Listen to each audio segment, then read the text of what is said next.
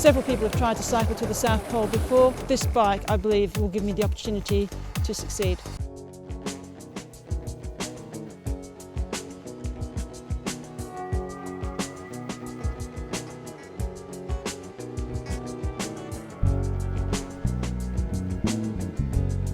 The concept was a senior project, and it evolved into a prototype company and then production for mountain bikes, and turned into a motorcycle line. And now we are going to branch back into the mountain bike world with the introduction of our all-wheel drive fat bikes. So here we have a cutaway explaining how the all-wheel drive system works. This is one of our standard geometry bikes. And you can see from the back that there's a gearing system on the rear, and it actually can engage and disengage from a clutch mechanism. Drives the shaft up through the frame through a series of universal joints, up into the head tube where we have a gearing system, down to the crown of the fork where there's a step over chain, and into the drive shafts that go down to the front. This is a telescoping drive shaft on the suspension, and on the fat bike there won't be suspension. And then we have a front gearing system that goes into the one-way hub in the front. So this frame here is the same frame as what Kate Leeming is riding. And you can see that the tire limit will come into here. 190 millimeter rear. It's gonna carry the 5-inch wide tires and a 5-inch front on our custom-made fork.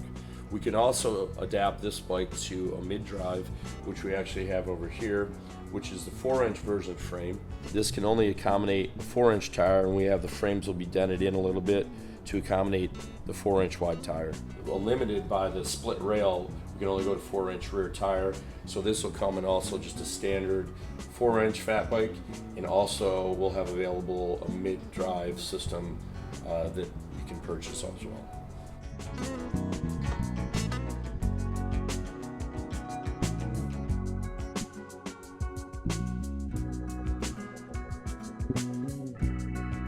Our decision to get back into the bicycle business was really initiated by Kate when she contacted us about building a custom fat bike for an expedition to Antarctica.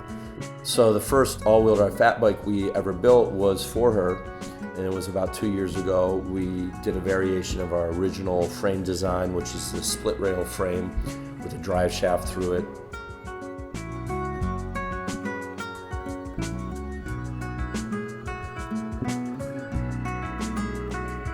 So the next step is actually to try to help her accomplish the final goal of being the first person to cross Antarctica on a bicycle. So what we have available through this Kickstarter campaign is going to be 2 different models. The 4-inch fat tire bike with the split frames with the drive shaft direct to the head tube, and then we'll have the 5-inch, which will have the universal joint. The 4-inch version is what Kate rode initially in testing. Now both of these bikes will have an option for an electric assist, a 4-inch with a mid-drive electric and a 5-inch with a mid-drive electric. Part of the proceeds of these sales is going to go towards helping Kate make her expedition to Antarctica.